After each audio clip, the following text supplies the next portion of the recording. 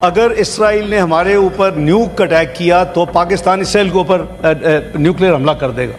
ये गैर जिम्मेदाराना और इतने झूठी खबर है। जी हाँ साथियों, और इतना डर गया ये दो कौड़ी का भिखारी कि इसने ईरान से अपना बॉर्डर तक सील कर दिया है। तो अमेरिका ने कहा, देख भैया, डिप्लोमेटिकली मैं तुझे लोन वोन दिलवा दूंगा, तुम मेरे लिए जितना भी इंपॉर्टेंट हो। ईरान के चक्कर में पड़ा तो तुझे कूट के धर देंगे, जो तुझे अफगानिस्तान के टाइम पे बताया। इजराइल की मदद अमेरिका कर रहा है। अबे कर रहा है तो कर रहा है, तुम्हारे पास भी तो 57 मुल्क है ना, उनसे मदद करवा लो ना ईरान की। टीएफ और ब्रह्मोस के बीच में फंस गया है ये भिखारी। तो भाई नमस्ते, सत श्री अकाल। उम्मीद करता हूँ कि आप सब ठीक ठाक होंगे और मजे में होंगे। आज की वीडियो है ये डॉक्टर रिजवान अहमद की वीडियो है, जो कि पाकिस्तान के बारे में क्या बोलते हैं और ईरान और इसराइल का जो युद्ध हो रहा है उसके बारे में ये वीडियो में बताने वाले हैं। तो एग्जाम्पल के साथ ये बताएंगे, तो सुनते हैं इनकी बातें और ये क्या कहने वाले हैं।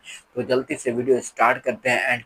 एंड पर इनका रिव्यू भी आपको देखने को मिलेगा। तो लेट्स गो स्टार्ट। अगर इसराइल ने हमारे ऊपर न्यूक अटैक किया तो पाकिस्तान इसराइल के ऊपर न्यूक्लियर हमला कर देगा। ये गैर जिम्मेदाराना और इतने झूठी खबर है। जी हाँ साथियों, और इतना डर गया ये दो कौड़ी का भिखारी कि इसने ईरान से अपना बॉर्डर तक सील कर दिया है। तो अमेरिका ने कहा, देख भैया, डिप्लोमेटिकली मैं तुझे लोन वोन दिलवा दूंगा, तुम मेरे लिए जितना भी इंपॉर्टेंट हो। ईरान के चक्कर में पड़ा तो तुझे कूट के धर देंगे, जो तुझे अफगानिस्तान के टाइम पे बताया। इजराइल की मदद अमेरिका कर रहा है। अबे कर रहा है तो कर रहा है, तुम्हारे पास भी तो 57 मुल्क है ना, उनसे मदद करवा लो ना ईरान की। टीएफ और ब्रह्मोस के बीच में फंस गया है ये भिखारी। अस्सलाम वालेकुम, कैसे हैं जनाब। तो साहब, जो डिप्लोमेटिक फ्रंट पे ऑपरेशन सिंदूर को कामयाबी मिली है, मुझे पता है अभी वीडियो में मजाक उड़ाने वाले या सवाल पूछने वाले आ जाएंगे, लेकिन जो संतुलित दिमाग के लोग हैं उन्हें बताता हूं कि इससे फायदा क्या होगा। जो आज का थंबनेल है कि एफएटीएफ और ब्रह्मोस के बीच में फंस गया है ये भिखारी।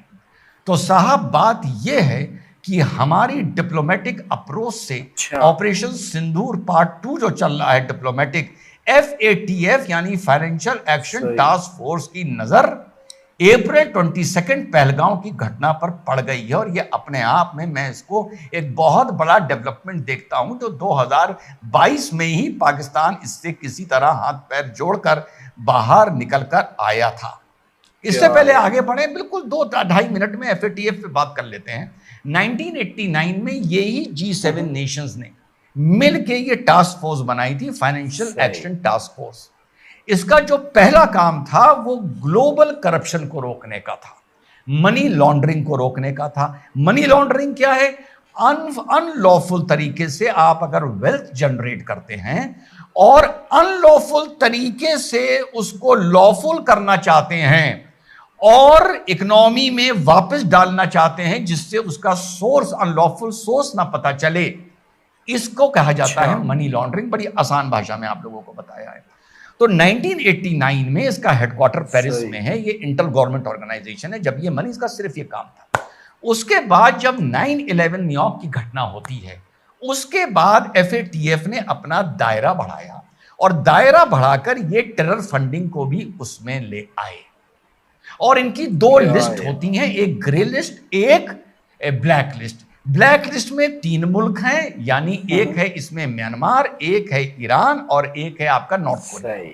और ग्रे लिस्ट इनकी चेंज होती रहती है एज पर जिस तरीके से वो देश टेरर फंडिंग को लेके या मनी लॉन्ड्रिंग को लेके कदम उठाता है। एक तरह से ग्रे लिस्ट, ब्लैक लिस्ट और नॉर्मल लिस्ट, कोई इनकी और किसी कलर की लिस्ट नहीं मानी जाती। There is nothing like white list और समथिंग।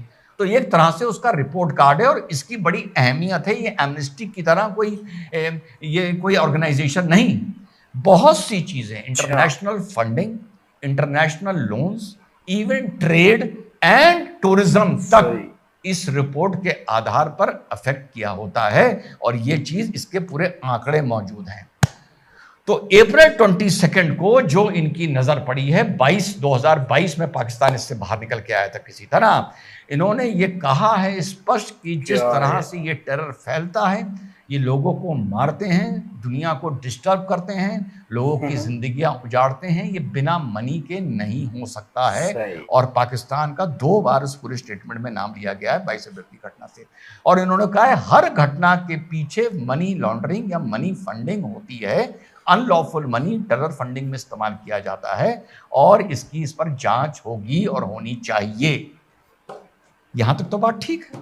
अब एक आदमी अभी कहेगा बाद में कि देख ले भैया पाकिस्तान को तो ये लोन मिल गया, वो लोन मिल गया। बिल्कुल मिल गया, बिल्कुल मिल गया। वो अलग एक इंटरनेशनल डिप्लोमेसी है जो वेस्ट खेलता है, लेकिन उसके साथ साथ इस रिपोर्ट का भी वैल्यू होती है। इंटरनेशनल डिप्लोमेसी जियोपॉलिटिक्स तो पहले भी थी, लेकिन 2022 तक पाकिस्तान ने किसी तरह एड़ी चोटी का जोर लगा के अपना नाम FATF से निकलवाया था। तो भैया अब इसका जो फायदा है, इसका फायदा यह है कि ये डिप्लोमेटिकली बहुत बड़ी विक्ट्री है।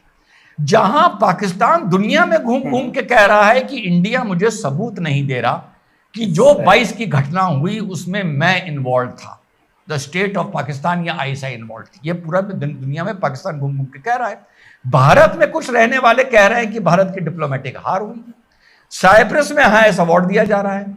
G7 में अपने ही इकोसिस्टम से लड़कर लिबरल पार्टी के मां करनी आपको इनवाइट कर रहा है। बिल्कुल उनकी ऐसी की तैसी हो गई, पर उन्होंने कहा नहीं, इनवाइट तो मैं करूंगा।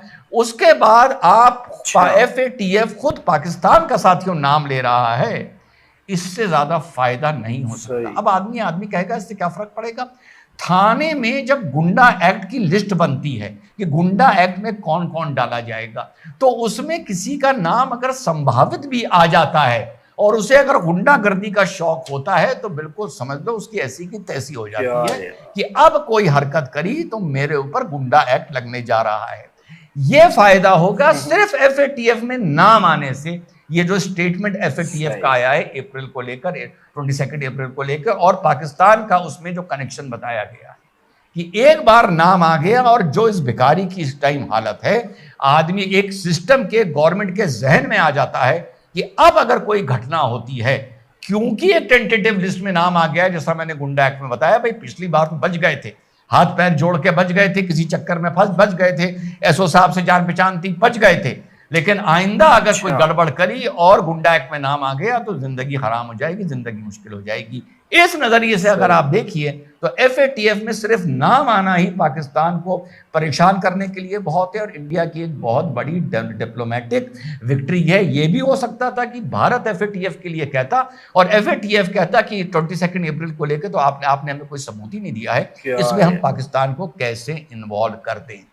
इस नजरिए से एक तरफ अब FATF की तलवार है, फिलहाल भले वो गर्दन पर गिरे ना गिरे ये अलग बात है, और दूसरी तरफ ब्रह्मोस है। तो एक तरफ डिप्लोमेसी है, एक तरफ ब्रह्मोस है कि भैया ऐसा है, इधर से निकलेंगे तो फिर ये ठोक देगा। ठीक, अब आगे चलते हैं। ये तो आप लोग देख ही ले चुके होंगे कि किसी नाली में पर्ची पर लिखकर पाकिस्तान डाल दो तो वो अपने आप गंदा नाला बन जाती है। और इस वीडियो पर रिएक्शन क्या ये थी डॉक्टर रिजवान की बातें। ठीक है, तो डॉक्टर रिजवान ने जो जो बातें की हैं वीडियो देखकर उसके बारे में सारा कुछ बताया है। जो वीडियो में दिखाया गया जाता है ना, वही डॉक्टर रिजवान ने देखकर उसके बारे में रिव्यू दिया गया है। ठीक है, तो उनको अभी तक ऐसी वीडियो नहीं मिली कि जो कि ईरान के साथ पाकिस्तान अभी तक भी खड़ा है। बट मैं ये नहीं कहना चाहता कि भाई रिजवान साहब, जो डॉक्टर रिजवान है, ये गलत कह रहे हैं। बातें कुछ दरअसल सही भी हैं, पर ये नहीं है कि डॉक्टर रिजवान साहब जो बात कह रहे हैं वो गलत मैं भी नहीं कह सकता, क्योंकि मुझे इतनी जानकारी नहीं है, मैंने इतनी न्यूज़ नहीं देखी। बट इनकी जो बातों से मुझे न्यूज़ थोड़ी विडियोस दिखाई गई हैं, उनसे तो परफेक्ट ऐसा ही लगता है कि भाई पाकिस्तान ईरान के साथ अभी तक नहीं है। तो बाकी आपकी क्या राय है, आपने कमेंट में लाजमी बताना है आज। तो मिलते हैं नेक्स्ट वीडियो के अंदर। तो मिलते हैं। तो कमेंट में आपने लाजमी बताना है। दूसरी बार रिजवान, डॉक्टर रिजवान बहुत ही एग्जाम्पल के साथ वीडियोस इकट्ठा करते हैं, उनको देखते हैं और उनके बारे में सारा कुछ जानकारी देते हैं। तो इनकी आज की इन्फॉर्मेशन वीडियो मुझे तो बहुत ही पसंद आई है। बाकी आप लोगों की क्या राय है आपने कमेंट में बताना है। इनकी ओरिजिनल वीडियो का लिंक जो है ना वो डिस्क्रिप्शन में, उनमें भी जाकर सब्सक्राइब करें और लाइक करें और कमेंट भी करें। तो मिलते हैं नेक्स्ट वीडियो में, तब तक के लिए बाय बाय गाइस।